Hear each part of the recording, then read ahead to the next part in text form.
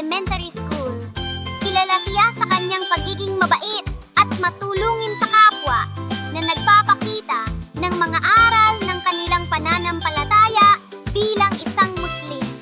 Ipinamumuhay ni Hasim ang kababaang loob sa bawat pagkakataon, mula sa pagtulong sa mga kaklase sa kanilang mga aralin hanggang sa pagbibigay ng simpleng tulong sa mga guro.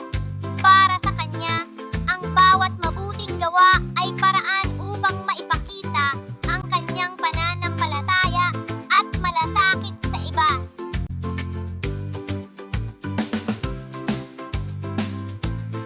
Hindi lamang sa silid-aralan nagtatapos ang kabutihang loob ni Hasim. Tuwing may mga gawaing pampaaralan tulad ng paglilinis ng paligid o pagtulong sa mga batang nahihirapan sa takdang aralin, lagi siyang naroon upang mag-abot ng tulong. Dahil dito, siya ay itinuturing na huwaran ng kabaitan at katapatan sa paaralan.